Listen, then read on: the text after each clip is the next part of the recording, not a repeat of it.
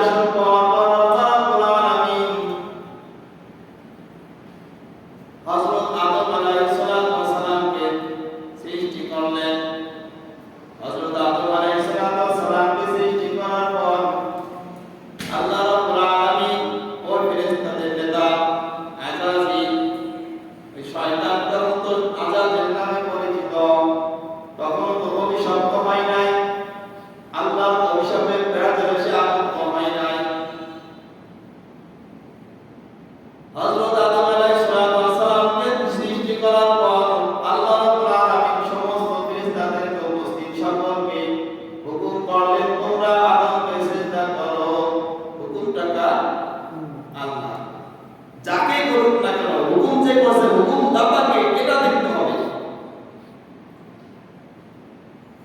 হুকুমদাতা হচ্ছে আল্লাহ, যিনি আমাদের সৃষ্টিকর্তা। যেটা বলছে ওটা আমার বিবেকে ভালো লাগুক বা না লাগুক, আমার যুক্তিতে ওটা ভালো লাগুক বা না লাগুক, যেহেতু সৃষ্টিকর্তা আমাদের আল্লাহ হুকুম করছেন, এখানে কোনো যুক্তি দ্বারা করা যাবে না, যুক্তি খোঁজা যাবে না, বিনা যুক্তিতে নির্দ্বিধায় মেনে নিতে হবে। আল্লাহ রাব্বুল আলামিন হুকুম করার সঙ্গে সঙ্গে সমস্ত ফেরেশতারা উপস্থিত সকল ফেরেশতারা সকলে সিজদা করল, আল্লাহর হুকুম পালন করল, হযরত আদম আলাইহিস সালামকে সিজদা করল। কিন্তু যে ফেরেশতাদের নেতা আযাজিল সে কি করল না? সিজদা করল না। সকলে সিজদা করল, আযাজিল সিজদা করল না।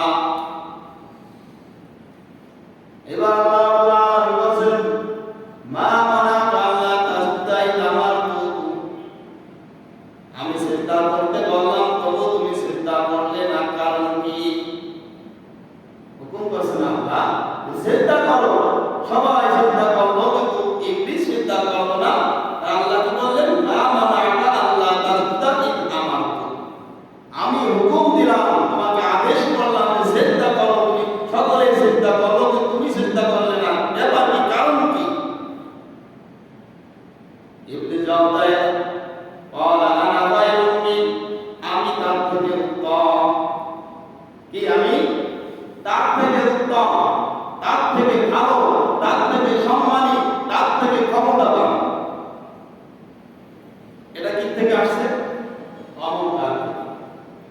যদি ভিতরে বড়ত্ব ভাব যদি না থাকতো, এই বড় সম্মানের ভাব যদি ভিতরে না থাকতো, তাহলে এখানে যুক্তি দাঁড় করাইতো না। দেখো আল্লাহ হুকুম পালন, আল্লাহ আদেশ করেছেন, তার হুকুম পালন করতে হবে। কোথায় কিভাবে করতে হবে সেটা আমার দেখার বিষয় নয়, আল্লাহর হুকুমকে পালন করতে হবে। কিন্তু ওটা না করে নিজেকে বড় মনে করলো, ক্বালা আনা খায়রুম মিন, আমি তার থেকে উত্তম, আমি তার থেকে ভালো। আমি উত্তম হয়ে আমি কিভাবে তাকে নিম্নমানের এক বস্তুর প্রতি আমি সিজদা করতে পারি? কারণ বলতেছে, ফালাকতাহু মিন নার, আল্লাহ তুমি আমাকে সৃষ্টি করেছো আগুন দিয়া, আগুনের দ্বারা তুমি আমাকে সৃষ্টি করেছো। আগুনের স্বভাব তো উপর দিকে ওঠা। আগুন কি উপর দিকে ওঠে না? আগুনের স্বভাব উপরের দিক।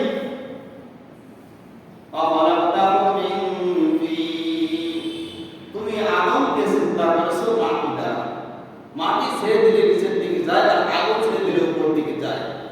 মাটি হচ্ছে নিম্নগতি, আগুন হচ্ছে ঊর্ধ্বগতি। তাহলে আমার ঊর্ধ্বগতি স্বভাব, আমি তার আমি তো উন্নত গতি, তাহলে আমি কিভাবে ঊর্ধ্বগতি হয়ে নিম্নগতি একটা বস্তুর প্রতি চিন্তা করতে পারি? আল্লাহ রাব্বুল আলামিন যে হুকুম করলো